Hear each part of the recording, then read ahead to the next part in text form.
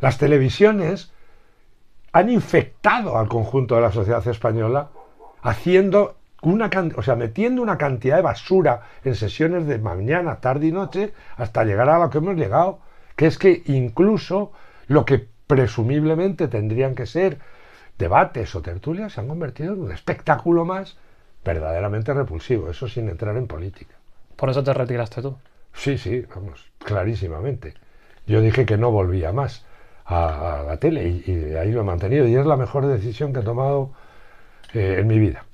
¿Por qué? Pues porque estaba harto de... No, mira, yo siempre me he expresado libremente, pero, pero lo que estaba harto es de participar en ese circo. Y fuera. A mí me, a mí me repugna. O sea, no siento ni siquiera ni resquemor ni tal. Siento una profunda repugnancia. Me da asco. El entrevistólogo se pregunta para dar sentido a lo que hace. ¿Lo encontrará?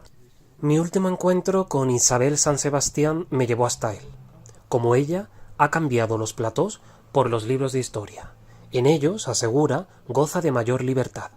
Algunos dicen que le echaron de la televisión por reaccionario, otros que por tener principios. Unos principios por los que hoy muchos le llaman facha. El apelativo de moda le saca de quicio. Él, que fue opositor del franquismo desde las filas del Partido Comunista, no lo entiende. Antonio Pérez Henares, Chani para los amigos, habla, quizá más de la cuenta, y me advierte. Puede que por lo que diga en esta entrevista me censuren. Yo la primera pregunta que te quería hacer es si tú escribes sobre el pasado porque no te gusta el presente. Bueno, a mí me gusta el presente. Lo que me preocupa es el futuro. El pasado no es que te guste, es que hay un elemento, es que somos parte de él. Quiero decirte que un hombre sin historia y sin memoria no es nada. Si es algo la humanidad, es precisamente su memoria y sus conocimientos adquiridos como especie.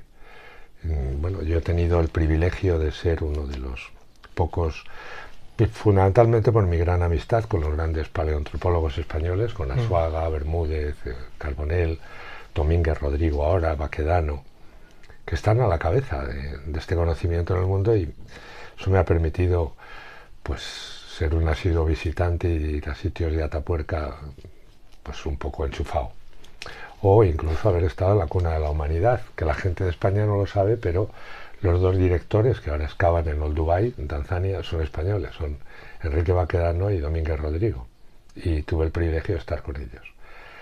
Eso fue, allí está el origen del Homo, del género Homo. El género es Homo, lo otro son sexos. O sea, el género es el Homo, Homo sapiens. Bueno, entonces no éramos sapiens. Es más, tampoco éramos, o a lo mejor ni siquiera éramos homos, éramos...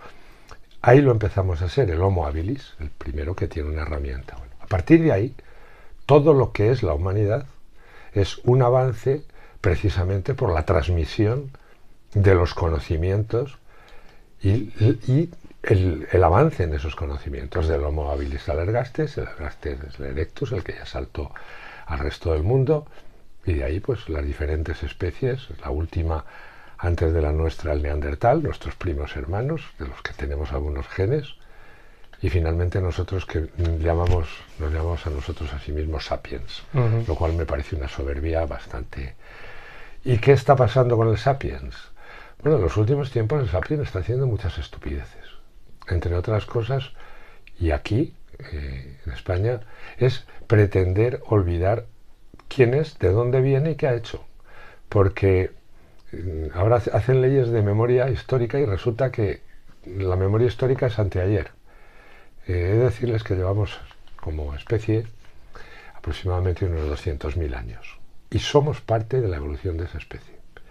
Y el pretender reducir o pretender que ahora las nuevas generaciones sean una especie de arcángeles que pueden incluso juzgar a todos sus antepasados, porque ¿tú crees que hay alguien en toda la prehistoria y paleohistoria de la humanidad que se salva con los criterios estúpidos que hoy se están imponiendo por parte de una generación que tampoco ha hecho mucho y que pretende juzgar al resto de la humanidad desde el primer día hasta hoy. A mí eso es lo que más me preocupa. Y eso es lo que afecta esencialmente a la no enseñanza de la historia. Porque si olvidamos nuestra historia seremos pavesas en el viento. Lo que ya empezamos a ser es imbéciles. Pero tú crees que, por ejemplo, esa capacidad que tú dices de juzgar, ¿no? De juzgar la historia, ¿eso ha surgido o de algún modo se crea o se induce? No, eso se está creando y se induce. Eso es una moda que se está apropiando del conocimiento y que está intentando arrasar el conocimiento anterior. Porque se pretende juzgar en estos momentos con lo que son criterios o modas de hace 2 horas todo lo que ha sido el conjunto de la humanidad. Es que, por emplear una palabra, ¿quién no es facha? Los hombres de Altamira y las mujeres, por supuesto. Pero, ¿por qué demonios de verdad, no aplicamos el conocimiento de la humanidad? Y hay otro elemento que es terriblemente preocupante. Mucho más que esto que he dicho. Cómo esos conocimientos de la humanidad han sido transmitidos. Pues han sido transmitidos porque no es lo mismo el maestro y el alumno, ni es lo mismo el padre que el hijo. No es lo mismo. Unos transmiten conocimientos, valores y sabiduría, y no puede ser que estén al mismo nivel. Y cuando esa transmisión se rompe, y eso se está rompiendo, veo con tremenda preocupación que hoy, bueno, de entrada, hasta la hermosa palabra maestro ha sido destruida y ahora es profesor de eso, o de no sé qué. Maestro tiene un significado enorme. El ser humano es ser humano por la transmisión de conocimientos, y eso es algo que tiene que recuperarse a toda costa, por una razón muy sencilla, porque se está perdiendo, leo con enorme preocupación, como en las aulas. O sea, un profesor es en estos momentos alguien que es el de las bofetadas que le pegan los alumnos. Eso es verdaderamente atroz. Es que eso, llevado al conjunto, está dando lo que está dando. Y eso es preocupante, enormemente preocupante. O se recupera, pero es que la estupidez de considerar que la autoridad, la autoritas, es algo así como represión y dictadura, no. La autoritas es eso, autoridad. Que en un momento determinado alguien tiene una autoridad necesaria y suficiente, en este caso, para expandir el propio conocimiento de la especie. Eso es algo que es muy hondo y que puede ser tremendamente preocupante para el futuro. Eso es lo que me preocupa del futuro. Un futuro que también te digo, cada vez me da menos ganas de estar en él. ¿Por qué? Por eso, porque he visto que esa escala esencial que hay de valores en la humanidad la están rompiendo una banda de imbéciles y el resto de la humanidad sumisamente calla. Es más, yo hoy digo con toda claridad que hoy en España ser menos libre que se era en el año 1980. No estoy hablando de dictadura. Mucha gente sabe que yo fui un opositor de la dictadura y que sufrí por ello, y no una detención, sino bastantes. Pero esa época afortunadamente pasó y hoy la democracia, que llegó un momento de verdad de júbilo, de esplendor y de alegría en los años 80 y 90, hoy muchas veces tenemos miedo a decir lo que pensamos, y esto mismo que estoy diciendo yo ahora hará que inmediatamente me pongan el epíteto de facha, cuando en su vida han visto un fascista y menos un nazi, que viene a ser lo mismo. Pero claro, me preocupa que unas generaciones bien comidas y continuamente regaladas han perdido lo que es el elemento esencial de toda especie. El trabajo y el esfuerzo como elementos esenciales para avanzar en la vida. Y ahora no, parece que más me des que más me merezco, y encima te juzgo no a ti. Mira, si ves continuamente lo que se hace sobre la historia de España, en este caso, es un auténtico insulto continuo a tus abuelos. O sea, todos nuestros antepasados, nosotros como pueblo, como país, como nación en común, debíamos poco menos que estar pidiendo perdón por el mundo. ¿Eso qué es? Insultar a tu abuelo y al abuelo de tu abuelo. Un respeto.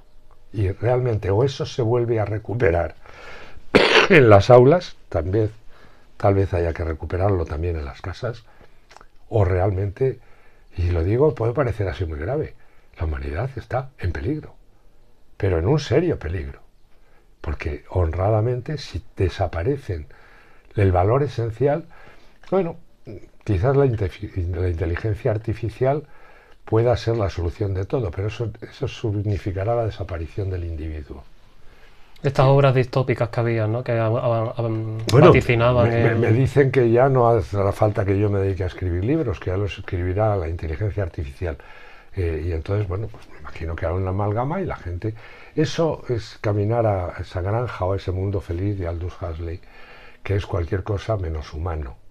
Bueno, para eso, pues el mundo pues que será enteramente robótico, y no entiendo entonces qué pintamos ahí. A lo mejor es la venganza de la Tierra sobre nosotros, que como especie hemos tenido demasiado éxito y la estamos poniendo bastante en peligro. Pero ya te digo, me preocupa esencialmente, y esto está sucediendo, curiosamente, en las zonas más avanzadas en todos los sentidos del planeta. O sea, los delirios estos se producen donde hay mayor libertad, mayor bienestar, mayor calidad de vida. O sea, lo peor de lo peor en Europa es buenísimo comparado con los anteriores estratos de la humanidad, y no te digo con estratos del mundo actual. O sea, un rey de la Edad Media vivía muchísimo peor que el tipo que más se queja por ahí. Hombre, no te digo pobre, terrible y en una situación de miseria, que lo sigue habiendo, por desgracia, y en el mundo muchos más. Pero hombre, un joven europeo al que le ha tocado la lotería más grande de la vida, naciendo en este espacio, y se pasa el día absolutamente pisoteando todo lo que es el conjunto, ya no de valores, sino algo tan esencial como de transmisión de conocimiento. ¿Y quién se ha cargado todo eso? No sé, yo desde luego no, pero sí que hay responsables. Hay responsables esencialmente, bueno, lo que está sucediendo en nuestro país, en España, es preocupante. Es que se está prohibiendo prácticamente la enseñanza de la historia. O sea, se deja las humanidades arrambladas, absolutamente. Y se sustituye además por unas cargas ideológicas que significan simplemente adoctrinamiento en lo que es este nuevo doctrinario, diría yo. O sea, Europa, que esto también va a ser nuevo en la historia de la humanidad, Europa va a algo que no ha sucedido a lo largo de la historia del hombre, a un mundo sin Dios. O sea, Dios ha sido la medida de tantas cosas, pero desde el Paleolítico. Bueno, crecientemente la población europea pues no tiene fe. Yo mismo soy agnóstico y es algo... nos vamos a asomar a algo verdaderamente extraño. Una sociedad que no tiene como referente la divinidad. No había sucedido en Europa y crecientemente eso está pasando. Vamos, además va a una velocidad bastante vertiginosa. Si unimos a eso, a que se pierden también hasta los valores más simples de transmisión de lo que son las pautas, bueno, pero si es que ahora esto que voy a decir me pueden llevar a la cárcel. Pero claro que hay hombres y mujeres, lo mismo que hay machos y hembras en toda la naturaleza. Luego, lo que haga cada cual, yo ni me meto ni me he interesado nunca. Que hagan cada cual con su cuerpo, su sexo, tal. Pero el hecho de negar la evidencia biológica de que existen hombres y mujeres es que es de una estupidez supina. Pues lo dices y está prohibido por ley cualquier día porque aparecen unos delirantes o unas delirantas o unes delirantes diciendo que... ¿Qué dicen en realidad? ¿Que no somos parte de los seres vivos de la naturaleza? Pues que lo digan, pero yo mientras pueda seguiré siendo una persona, un individuo y un ser humano, un homo. Los géneros son esos, el sexo cada cual lo decida. Esto, como te puedes imaginar, puede significar incluso que no vaya a dar una conferencia. ¿Por qué? Porque lo que estoy diciendo que es una obviedad se ha convertido en estos momentos en algo que es repudiable, porque está en contra de unos mandamientos que se nos están estableciendo, una especie de tiranía cursi, pero tiranía, en lo que si nos salimos del pensamiento único, tenemos que ser expulsados, arrojados, somos malos. ¿Sabes lo que es eso? El principio de todas las dictaduras. Negación del pensamiento libre o de la opinión independiente. Y ese es el futuro que yo no quiero ver. Pero en cambio, ¿tú crees que se percibe así? ¿La gente lo percibe así? ¿Los jóvenes lo percibimos así? No, claro, no. Están tan imbuidos que creen que eso es lo bueno. Es que lo primero que hace una dictadura es decirte que eso que está haciendo es por tu bien. Y entonces no lo perciben bajo ningún concepto. ¿Por qué? Porque además hay otro elemento que se ha roto. Se ha roto la escala de derechos y deberes. Los derechos se adquieren, pero llevan aparejados deberes. Y si tú únicamente tienes derechos, y es más, los derechos y las libertades acaban donde empiezan los derechos y las libertades de los demás. Y si alguien pretende limitar los derechos y libertades de una gente para hablar, para pensar, para expresarse, ya no hay libertad. La libertad o es de todos o no es de nadie. Lo políticamente correcto es una dictadura igual que los 10 mandamientos. Y yo me niego. ¿Por qué? Porque además deja al individuo crecientemente destruido, en base a lo de siempre, a un supuesto y general bien común. ¿Y quién decide lo que es bueno y lo que es malo? Un Sanedrín que asimismo dice, nosotros somos los buenos y vosotros los malos, y por tanto o os reeducáis o a las tinieblas exteriores. O sea que quien no conoce la historia es más manipulable. Sí, es perfectamente manipulable. De lo que se trata, yo creo además, es de borrar precisamente la historia para poder, o sea, de lavarte el cerebro para llenártelo de mierda, por ser claro y preciso. Te vacían el cerebro del conocimiento y ahí te lo llenan de ideología, te lo llenan de consignas, te lo llenan en el fondo de lo que es una banda de paparruchas, pues que ya me contarás a lo que están conduciendo en muchos casos. Pero una moda convertida en filosofía no mayoritaria, sino que se intenta imponer al conjunto de la población, a mí me parece tremendamente negativo. Y desde luego, lo que digo, yo en ese mundo no quiero vivir. En esa granja, en ese un mundo orwelliano. Fíjate que esto lo dijo Orwell ya, ¿eh? Y está pasando todos los días. Y no nos damos cuenta. Pero continuamente se nos filtra. Mira, yo estoy harto de que no ponga la tele y hasta para que me vendan un anuncio de no sé qué demonios, si compro una cosa salvo el mundo. ¿No os habéis fijado que se está metiendo? Oiga, véndeme usted Colacao o véndame usted un coche. Pero para venderme eso me tiene que vender todo lo que son los ismos que se consideran buenos.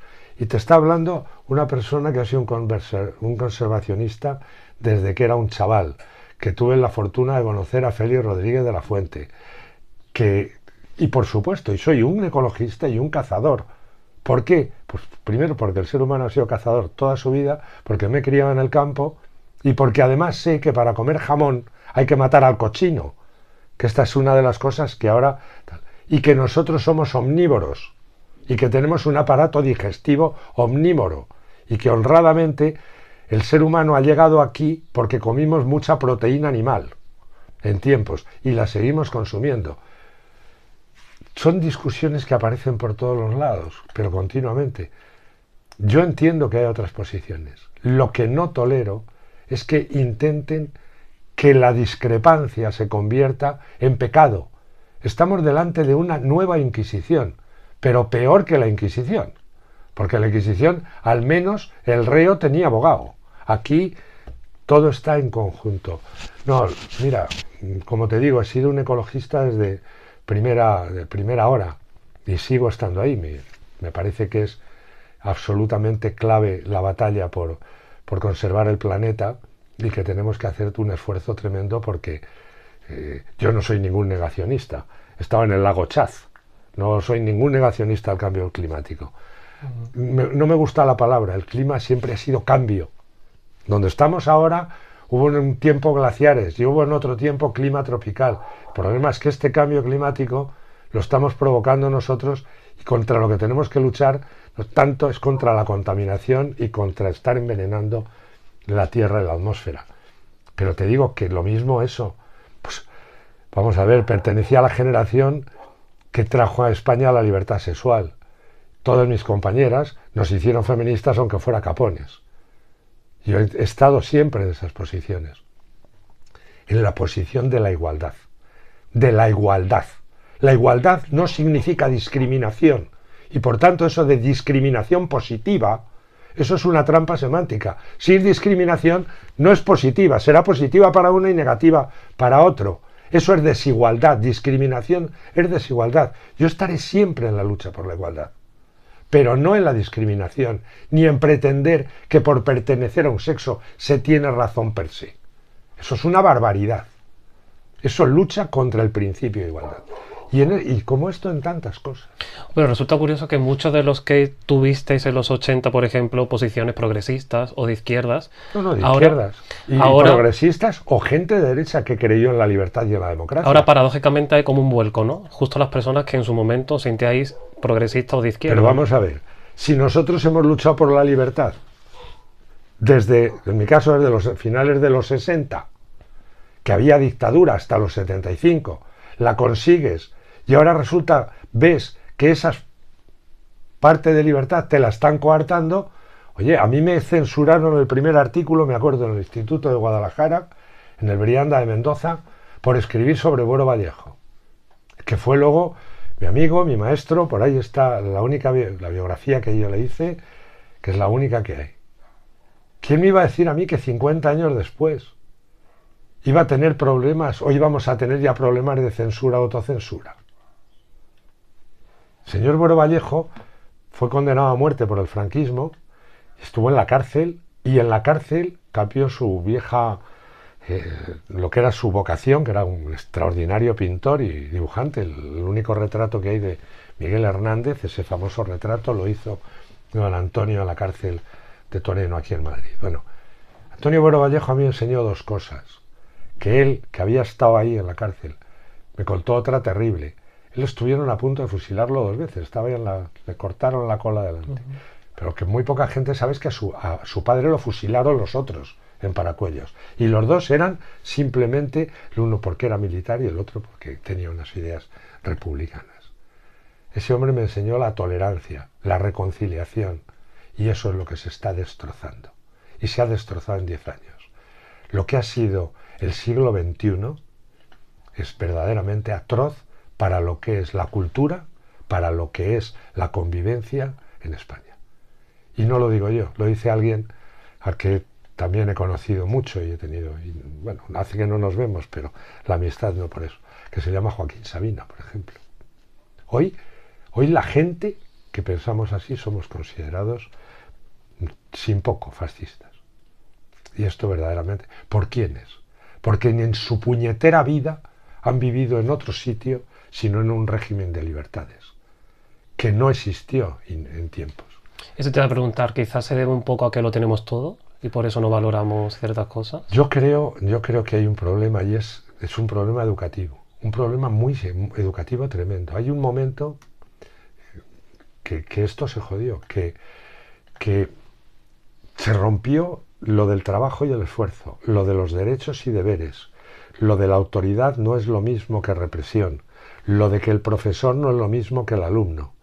Todo eso se ha ido llegando a tal nivel que en estos momentos eso era casi una especie de fruto que iba a surgir de todo ello. Yo veo porque por otro lado estoy generalizando, y yo por otro lado veo a multitud de jóvenes, muchísimos, que claro que pelean y luchan y que tienen todo y están intentándolo todo. Si yo no tengo problemas, si yo ya tengo el piso pagado y lo que me quede ahí está, pero y esos jóvenes que se van a encontrar con otras pléyades, mientras que ellos han esforzado o se esfuerzan o pelean, oye, y las condiciones, hay que reconocerlo ahora, son duras. O sea, los jóvenes están viviendo una época que sus posibilidades de avance y de progreso son tremendas, tremendamente duras. no de hambre, pero sí duras, no de tal, pero sí duras. Y esa gente que se esfuerza puede decir un momento, bueno, pero ¿para qué me sirve a mí esforzarme si toda una cantidad enorme de gente ni está en eso y tal, sino que está con el pico abierto y la mano así? O sea, el hecho de que en un momento determinado pueda haber una cantidad enorme de parásitos que parasiten sobre la gente que trabaje y la gente que más se esfuerce o que más llegue, pues ya me contarás. Eso sí, sabes que eso ya se ha puesto en marcha, ¿no? Eso es aquella utopía en la que muchos estuvimos del comunismo.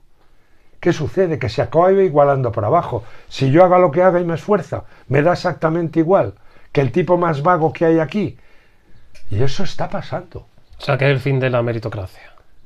Eso ya ha pasado, vale, absolutamente. Hoy un tipo que ha trabajado mucho, que se ha esforzado, que ha llegado, o que, bueno, te hablo desde un empresario como puede ser Amancio Ortega, que con un esfuerzo enorme y saliendo de tal tiene un y da trabajo a 60.000 personas y es considerado el bicho peor que hay aquí. O por otro lado, alguien que a través de su trabajo, de tal, en su profesión, ha tenido éxito y tiene una vida tal, ha conseguido el éxito, el progreso, el ascenso social o económico, es muy mal visto. Y sin embargo, cualquier payaso que se dedica a vocear por cualquier sitio, ese puede llegar inmediatamente a lo más alto de tal. ¿Y cuáles son lo que eso además está generando en lo que es las pantallas y los espejos donde nos miramos todos?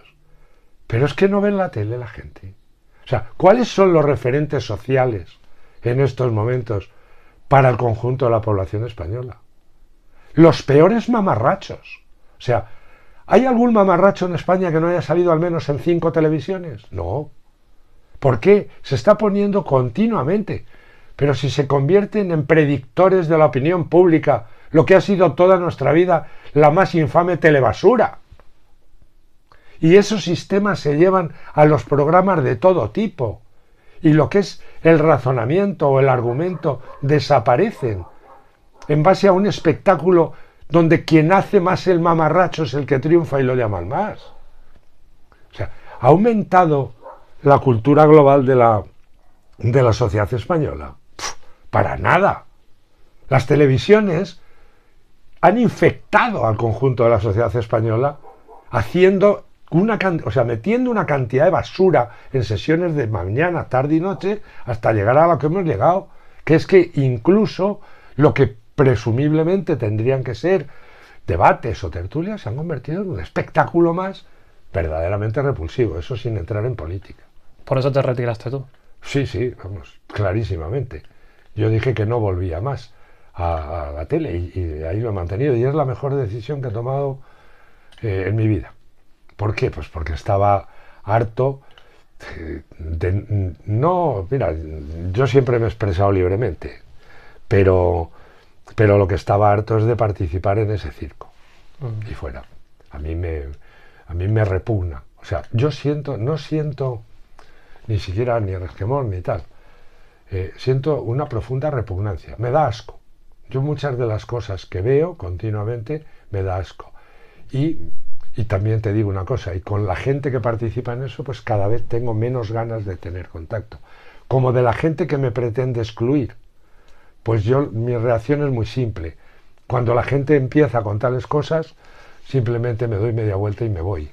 Pues hay una expresión de mi pueblo, ahí te quedas, saco paja. O sea, yo no me voy a meter contigo, ni voy a intentar debatir, ni tal. Simple y llanamente, no quiero saber nada contigo. Pero la gente se cree todo lo que sale en la tele, ¿no? Que a mí a veces eso es lo que me preocupa. Sí, lo que escriben en las redes y en todo esto. Así que la gente tiene cada vez como más, no información, como una aluvión continuo de cosas y cada vez está más desinformada. Cada vez tiene menos criterio.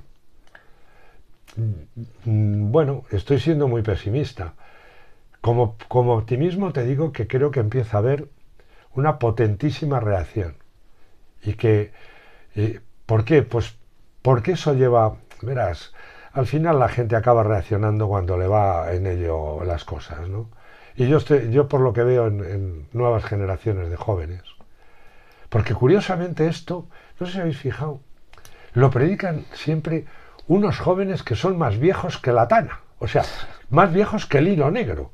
El otro día vi unos tipos del sindicato de estudiantes que alguno debe ser hasta abuelo, porque por edad pudiera, o sea, desde luego en el Paleolítico tendría bisnietos, pero me refiero a que quien va con estos son gente sin demasiada preparación, pero desde luego, o sea, demagogos puros y que van continuamente, pero que somos muy viejunos, o sea, dice, oiga, usted no puede andar haciendo el jovenzuelo y el adolescente por ahí, que tiene ya unos añitos, ¿no? Sin embargo, es continuo el ataque, por ejemplo, se sufre en las redes, porque su argumento esencial cuando, por ejemplo, te quieren insultar es tómate la pastilla, abuelo, etcétera. Hay como una efebocracia que lleva gente que se le pasó el ser efebo ya hace 20 años. Pero eso también tiene mucho que ver con algo terrible, que es lo mismo que es el desprecio al maestro, es el desprecio al anciano, a la sabiduría acumulada. Y cambiar eso por la efebocracia suele dar malos resultados. Ni todos viejos, ni todos niñatos, porque entonces sería una parda. Pero yo veo crecientes esperanzas en eso, porque estoy viendo que hay unas generaciones jóvenes que se están dando cuenta, tienen muchos problemas, porque han tenido un problema educativo creciente, pero no tanto de conocimiento, sino de formación. Pero veo reacción, y lo veo también, por ejemplo, en el tema de la historia, lo estoy viendo. En este momento la novela histórica es el género más vendido de toda España, con cerca de un 30% de todos los libros de ficción vendidos. Va después la novela negra con un 13%, o sea que imagínate lo que es. Pero, ¿por qué? Porque posiblemente ese conocimiento que se les niegue por un lado lo intentan recuperar por otro. Las fórmulas, eso sí, curiosamente tú no puedes atacar jamás a lo que son las innovaciones. Yo empecé en periodismo con 17 años, se hacía con linotipia y plomo, y letrita a letrita en el diario Pueblo. Fíjate todos los cambios, de ahí se pasó, me acuerdo, a la fotocomposición, la impresión en planchas, la insolación. Lo vi todo en primera línea, además. Y de pronto un día pudimos maquetar nosotros mismos nuestras páginas en un ordenador y escribirlo ahí. Y luego llegó Internet y llegó todo esto. ¿Qué sucede? Tú no puedes atacar a la máquina, sino al uso que se hace de la máquina. A mí me preocupa crecientemente determinados usos de las máquinas, pero las máquinas son maravillosas. O sea, yo escribo ahí está la novela, si me la tengo que... A veces lo echo de menos, pero sí veo una capacidad de respuesta. Creo que está habiendo una resistencia cada vez mayor y confío en que así sea. ¿Se cuenta más verdad histórica en las novelas que en los libros de texto, por ejemplo, del colegio? Bueno, hay libros de texto del colegio que más bien son libros de educación china. Me explico. No he visto... Estoy temiendo ver lo que va a salir de esta última jornada. Sin embargo, yo creo mucho en los profesores. O sea, sé perfectamente que se sigue enseñando historia, que se sigue enseñando filosofía, que se sigue enseñando geografía. ¿Qué sucede? Por ejemplo, aquí a esto se ha unido una cosa letal, que ha sido lo de la división en comunidades autónomas, ¿no? Entonces, se ha ido borrando como todo nexo común, y eso impide un conocimiento real de la historia común, incluso de la historia de Europa y de la historia del mundo. Porque claro, en esa globalización España ha tenido un papel preponderante durante mucho tiempo. Pero sí que veo, mira, la geografía, la historia y hasta, si me fuerzas y cada vez más, la literatura, que se aprende, depende en qué comunidades, eso es un atentado y un crimen contra las nuevas generaciones. Como lo es un crimen el de la lengua. O sea, teniendo una lengua que hablan 600 millones de personas en todo el mundo, que el sitio donde esté más atacada sea en su propio solar, donde te impiden utilizarla. O sea, vivimos un hecho que es tan absolutamente anormal, que el país que tiene una de las lenguas más potentes del universo vea como habitantes y ciudadanos de ese país, conculcando de una manera absoluta y total el artículo número 1 o 3 de la Constitución, o sea, de esta Constitución, y decir que calcado del mismo artículo de la Segunda República, que es la lengua común de todos los españoles y todos tienen el derecho a usarla y el deber de conocerla. Ni se cumple y parece que ya es algo que se ha quedado ahí. Y eso es un valor cultural esencial, como es el conjunto de nuestra historia, como es nuestra geografía, como son nuestros pintores, nuestros monumentos. Esa es la clave.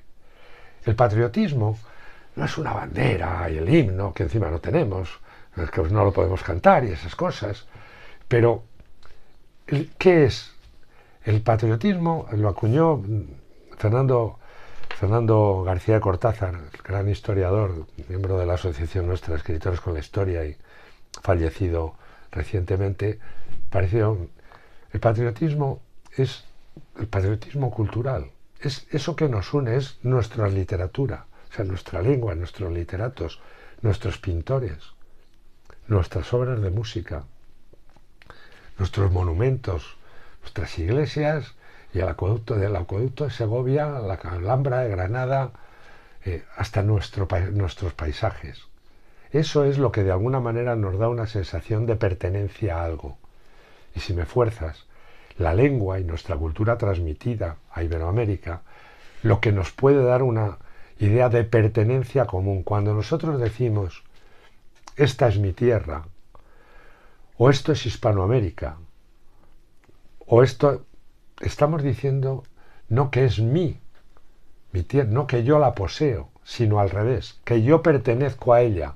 Cuando alguien dice, es mi tierra, no es que sea suya, sino que tú perteneces a ella. Pues cuando nosotros decimos que pertenecemos a esta cultura, que es nuestra cultura, no es que nos queramos apropiar de ella, sino que pertenecemos a ella.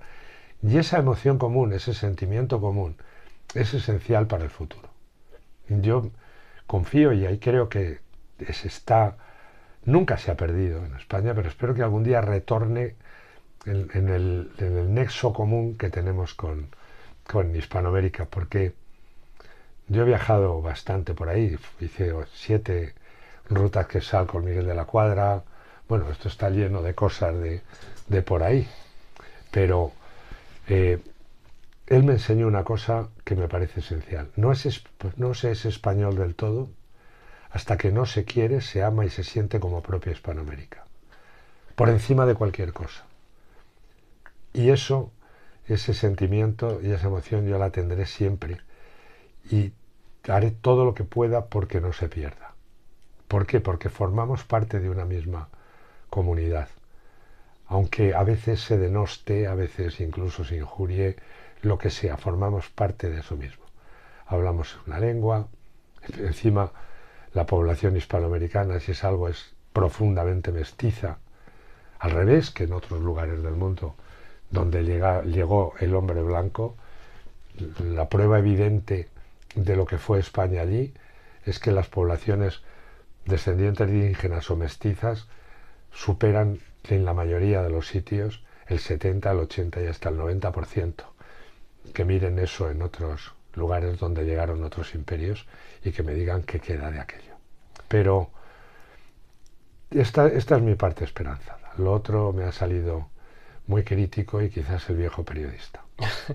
Pero fíjate que los mandatarios, ¿no?, los que llegan al poder, sobre todo en América, en Hispanoamérica, tienden a pintar una leyenda negra que no sé si la gente se cree, con qué intención se hace. La llevan desde hace 200 años. Mira, hay un elemento tremendo. Cuando España hubo de marcharse, un cúmulo de desdichas. Mira, la Constitución de Cádiz de 1812 llegaron. Se decía que España era el conjunto de ciudadanía de un lado y otro del mar. O sea, tanto de España como de ultramar, y venían aquí los diputados de entonces, porque no se entendió como colonias, de las provincias de ultramar. Entonces, cuando España se va a principios del 19, es arrojada allí, porque pasó eso y tuvimos la enorme desdicha de tener al rey peor, más felón, más traidor y más sanguinario y cabronazo que hemos tenido en toda la historia, que es Fernando VII, que nos traicionó a todos. El lugar del mundo más avanzado en todos los aspectos, cultural, económico, comercial, era la América hispana. Por eso había tanta ansiedad de expulsarnos y de llegar allí. Las grandes ciudades de México, de Lima, de México, no solo México, sino de todo México, de Venezuela, por todos los sitios, se unían a un nivel de progreso económico enorme, porque lo que era la globalización del mundo que habíamos hecho y todo el comercio con Asia, habían convertido a esa zona en el eje central, en el cruce de caminos de todo el comercio y de todo el progreso y las innovaciones. Te pongo un ejemplo. En la América hispana, en 1810, había 23 universidades. Había grandes urbes y, por tanto, grandes hospitales y grandes edificios y ya un nivel y redes de carreteras, etc. ¿Sabes cuántos había al norte de Río Grande? 0. Ni una sola universidad. ¿Qué ha pasado desde ese 1810 a este 2020? Que al irse a España se entendió por parte de los criollos que se quedaron en el poder, que eran descendientes directos de españoles. Si quien te dirá Gachupín y no sé qué. El señor López Obrador, su abuelo, este no es de entonces, su abuelo era sargento de la Guardia Civil en Santander. ¿Qué demonios tiene que decir? O sea, pero esto te sucederá de manera continua. ¿Por qué se hace eso? Porque esa oligarquía que toma el poder entonces tiene la mejor excusa para hacer lo que le venga en gana y echarle la culpa siempre a la metrópoli que estuvo allí, que algunas tendría. Pero 200 años después le siguen echando la culpa de... ¿Y qué ha pasado con Iberoamérica? Pues ha ido en un bajón sistemático. ¿De verdad que tenemos nosotros? Bueno, nosotros no. Los abuelos que estuvieron allí, a lo mejor muchos de sus antepasados, de lo que sucede en absoluto. Ahora, el chivo expiatorio del viejo imperio viene muy bien para un roto y para un descosido. Y ahí está. Claro, cuando yo veo, por ejemplo, a la gente, ¿no?, que tumba las estatuas, se intenta, como que acepta ese discurso, ¿no? O sea, yo digo, si la historia son hechos probables, o sea, son hechos probados que se pueden probar, ¿cómo se puede manipular? Es decir, ¿cómo la manipulan? ¿La gente no lee? ¿La gente no... o no hay fuentes fiables? No, la gente, lo que sucede es que recibe en los colegios, en las escuelas de Iberoamérica, también te lo digo, una educación absoluta y totalmente tergiversada. Para que tengas una idea, hasta un libro que acaba de salir recientemente, y muy bueno por cierto, de la Gibson, no de Gibson que vive en España, sino de una norteamericana que se llama El Norte, que habla de todo el pasado hispano, tanto de Estados Unidos y tal. Es un buen libro donde pone en valor la presencia hispánica, pero es tal el complejo, es tal el adoctrinamiento, es tal el miedo que se tiene a incurrir en lo políticamente no correcto, que cuando se habla de México, esta señora incluso obvia que el imperio azteca era un imperio de una ferocidad extrema y que hacía sacrificios de seres humanos al orden de unos 40.000 al año. Y que eran además caníbales. Se los comían a los sacrificados, como un ritual. Lo obvia. ¿Por qué? Porque estamos en pleno proceso del indigenismo. Vamos a ver, si Cortés consigue conquistar México, es por una razón muy simple, es porque logra unir a todas las tribus contra un imperio verdaderamente feroz y terrorífico que se había establecido en Mesoamérica. Pues esto no se cuenta ni se dice. Y si hay un fundador de México como tal, es Cortés. México no existía. Existe precisamente cuando se produce ese mestizaje. La inmensa mayoría de la población de México es mestiza. Pero, ¿qué sucede? Que solo son descendientes de los aztecas, los mexicanos. No, hombre, no. Son descendientes de todas las tribus que había allí. Y, bueno, pues los transaltecas con los mexicas, que incluso la palabra azteca ni existe, es mexica, pero que está muy bien, porque son los que fundaron la Ciudad de México, el Tenochtitlan. Pero es que eso no se estudia. Se tergiversa de una manera feroz y brutal. Somos los malos de todas las películas. Y seguimos siéndolo. No hay dictador del signo que sea en todos estos países que no tenga como bandera el atacar a lo que, si viene por aquí, luego dice la madre patria. Pero en atacarla, y ya te digo, las enseñanzas en los colegios son atroces. Y eso es un hecho. Y difícilmente, si hasta la propia expresión Latinoamérica. ¿Sabes dónde viene la expresión? ¿Sabes quién la puso en vigor? Los franceses, cuando llevaron al emperador Maximiliano a México, para decir que eso era latino. Se puede llamar Hispanoamérica, Iberoamérica, si se quiere ser más amplio, aunque la vieja Hispania compartía España y Portugal, y una parte además en la historia, Portugal y España en América y en el mundo fueron la misma corona. Pero Latinoamérica no. ¿Para qué? Para borrar la huella hispana. ¿Qué es la huella? Porque lo más gracioso es que en Estados Unidos, por ejemplo, tienes o huella hispánica, hasta en las ciudades, o no quedan, porque ellos a sus indios, excepto en las... Fíjate, donde quedan indios es en lo que quedó de la parte... Bueno, Jerónimo, el hombre no se llamaba Jerónimo porque era un nombre famoso en la tribu Chiricahua, sino por los Jerónimos, que fueron los que le enseñaron a hablar español, y Jerónimo era cristiano, por ejemplo. Lo decía el otro día un nieto suyo por ahí. ¿Cuál es la mayor mentira que se ha contado de la historia de España? La mayor mentira es la negación del descubrimiento. Vamos a ver. Es un hecho tan obvio el descubrimiento. Para mí el hecho más trascendental que se ha producido en la historia de la humanidad es el descubrimiento de América. Y lo explico. Dime un solo hecho en toda la historia de la humanidad que ha tenido, bueno, si queremos así poner alguno, digo un viaje. Si ponemos que en un hecho, yo pondría el fuego y el móvil, que más o menos creo que son los que más han cambiado. Pero dime qué hecho histórico ha tenido más relevancia, ha tenido más trascendencia en la vida del conjunto de la humanidad, de la Tierra. Ninguno. ¿Tú te puedes imaginar el mundo sin América y sin el Pacífico? Nada, ni siquiera en lo que comemos, en nada. No nos lo podemos imaginar. Pues hubo durante mucho, mucho tiempo que no existía. Nosotros, ¿y por qué es descubrimiento? Porque nosotros llegamos a un sitio que no sabíamos que estaba allí, pero no había ni la más remota idea. Es más, ni siquiera íbamos buscándolo.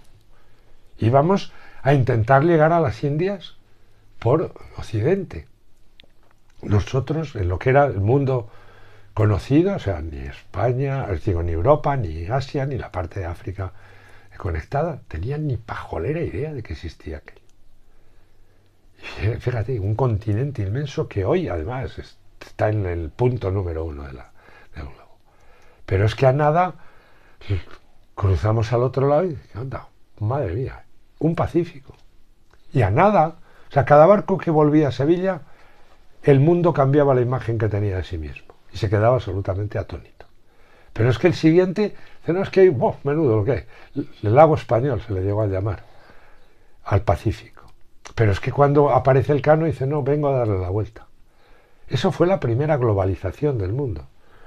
Y eso cambia absolutamente y para siempre la historia de la Tierra y de la humanidad.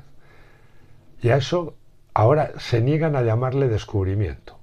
Pues es un descubrimiento. Y si me fuerzas, cuando me dicen, ¿y la América? Efectivamente, una conquista. ¿Por qué? Porque a las cosas hay que llamarles por su nombre. Vamos a ver, es que las conquistas están de unos pueblos a otros y de unas civilizaciones a otras desde el primer día de la humanidad, desde los cromañones a los neandertales. De aquí, por ejemplo, griegos, fenicios, cartagineses, romanos. Nosotros, si somos algo, somos romanos. ¿Qué estoy hablando yo contigo? Coño, latín, un derivado de latín. Y nuestra cultura es romana, hasta nuestro derecho es romano, pero ¿qué hicieron? Pues, y luego pues, nos conquistaron los romanos, los visigodos después, que lógicamente te mezclas, éramos hispano-romanos cuando llegan los visigodos, hispano-romanos cuando nos conquistan los musulmanes, y nosotros luego pues conquistamos América. Pero es que no se trata de juzgar con el mundo, con la visión de hoy, lo que hicieron entonces, era lo que se hacía y, perdón, se ha seguido haciendo a lo largo de los siglos. Ahora a lo mejor no son esas conquistas y se hacen económicas. Mejor, lo prefiero. Pero entonces a ningún país del mundo, ni de todo el mundo, ni Europa y tal, se le pasaba ni por la cabeza pensar aquello de que no podía conquistar. Lo mismo que hay un momento en la historia de la humanidad que la esclavitud es algo perfectamente asimilado, normal, común, general. Mira, el gran aporte español en América es algo inaudito, es el de la reina Isabel. Los indios no pueden ser esclavos. Fíjate, pero ella no es... Curiosamente los negros, el propio padre Bartolomé de las Casas, decía que no se esclavizaran a los indios y que se llevaran negros. Eso lo dice el propio Bartolomé de las Casas. Pero, al principio, luego juró de ello, pero lo dijo durante bastantes años, por defender a los indios, que hacía muy bien. Pero eso fue una cosa inaudita.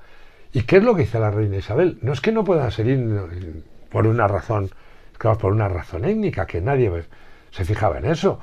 Blancos y blancos, o sea, occidentales y occidentales se esclavizaban, los musulmanes a nosotros y nosotros a los musulmanes. Los vikingos no iban por aquí y decían a las señoras, oiga, que se venga usted para Noruega. No, no. O sea, pero ella dice, porque son súbditos. Mis súbditos no pueden ser esclavos. Y como esta gente de aquí son súbditos, son parte de la corona española, no pueden ser esclavos. Eso es una innovación inaudita. El matrimonio interracial. La propia Isabel, que esto es una adelantada increíble, la propia Isabel la Católica ya lo aconseja, lo pide y además es llevado a cabo. A los dos grandes capitanes españoles, los primeros en llegar, Ojeda y Ponce de León, se casan con indígenas, las traen a la corte, son sus mujeres de tal, tienen 3 hijos, uno, el otro 4, y Fernando el Católico en 1514 ya totalmente existía ya, pero legislado de una manera total. Los hijos podían ser eran sus legítimos herederos. Bueno, la prueba de Cortés y Malinche, el hijo mayor, aunque no se casaron, Martín Cortés fue pues todo un personaje. Después, me parece que llegó a ser uno de los capitanes más importantes de los tercios. Pero te quiero decir pero ¿sabes cuándo se reconoce el matrimonio interracial en Estados Unidos? 1967. O sea, los que nos llaman genocidas a nosotros no han dejado un indio vivo, y los que nos llaman racistas no admiten un matrimonio entre razas hasta, o sea, desde 1500 hasta más de 4 siglos y medio después. Esa es la... Y los últimos grandes exterminios, que son atroces.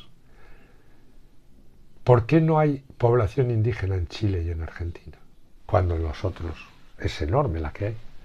Pues mira, el exterminio se produjo hace muy poco. Un exterminio brutal. Primero, los españoles no creas que logramos llegar tan al sur, porque los mapuches nos presentaron una durísima batalla, derrotaron a Valdivia, que era uno de los grandes militares españoles, y aguantamos en determinadas fronteras. Cuando Argentina y Chile son independientes, lanzan una guerra de exterminio verdaderamente atroz, pero tan atroz que no verás. No me resisto a leerte una cosa que es que me deja verdaderamente espantado. Esto a lo mejor algunos profesores argentinos y chilenos podían mirarlo porque es verdaderamente aterrador. Es lo que dice uno de los grandes presidentes argentinos, Sarmiento. Aquí está. Son unos indios piojosos, porque así son todos, incapaces de progreso. Su exterminio es providencial y útil, sublime y grande. Se los debe exterminar sin ni siquiera perdonar al pequeño, que tiene ya el odio instintivo al hombre civilizado. Domingo Faustino Sarmiento, presidente argentino, el Nacional 25 del 11 de 1876. El último exterminio en Argentina lo llevó a cabo Perón, que lanzó una ofensiva tremenda sobre toda una tribu el 10 de octubre de 1947 en Pilagá, donde mataron a miles y los ametrallaron incluso desde el aire. Estos son los que te dicen ahora que eres un genocida. Pero esto es verdaderamente aterrador.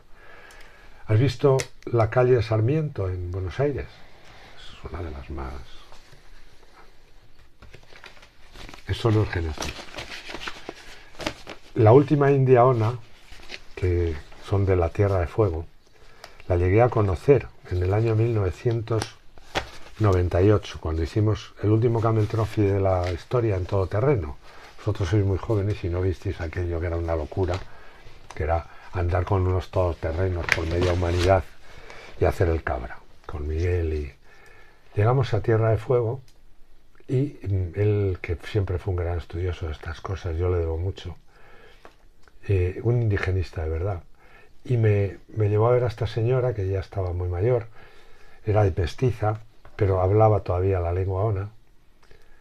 Verás, los habían exterminado ya en el siglo XX, pero entrando en el siglo XX, y en toda la zona de la Patagonia se habían establecido muchos ganados, pastores galeses sobre todo. Y como los indios onas pues cazaban guanacos y era más fácil una oveja que un guanaco, le mataban algunas ovejas. Pagaban los galeses 1 libra por cada indio muerto. Eso hace pues hasta los años 70, 60, sí, 50 aproximadamente. Esa es la... cosas que se ocultan de una manera sistemática, y aquí se está juzgando, ya te digo, hasta Altamira, pero sobre algunas cosas no, porque no vienen bien para lo que es la ideología. O sea que la historia es más memoria selectiva, ¿no?, que memoria. Es que la historia tiene que ser historia, la memoria es otra cosa. Vamos a ver, la memoria es la memoria personal de cada cual. Hoy, por ejemplo, la novela histórica no es historia. Yo me conformo, hombre, yo intento en las mías que los hechos históricos sean lo más veraces posible. Y que los hechos que son históricos estén ahí. Luego los personajes de ficción pueden en ese sentido. Pero la historia en sí mismo también se está descuidando muchísimo. Yo añoro a los grandes historiadores españoles. Mira, se sigue chupando del grande de los grandes que era Claudio Sánchez Albornoz. Hoy considera un facha, porque es el que habla de la España islámica, de la Reconquista, etc. La gente no sabe, bueno, no quieren saber que Claudio Sánchez Albornoz, don Claudio Sánchez Albornoz, fue el último presidente de la Segunda República Española en el exilio. Facha perdido. Vivimos en tal gilipollez, ¿me entiendes? Echo de menos historiadores con ese intento de y además impulso de transmitir historia a la nación, aunque los hay y algunos muy buenos.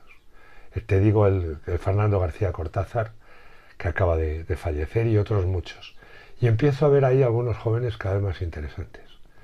Por ejemplo, el estudio que ha hecho David Porrina sobre el Cid tiene aportes, pues se nota que se ha leído muchísimo a los clásicos y él ha trabajado para hacer un aporte, y me parece muy apreciable, por ejemplo.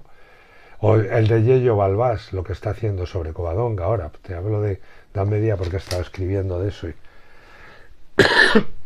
Así que no perdamos la esperanza y sobre todo demos mucho guerra y protestemos enérgicamente contra estas gilipolleces.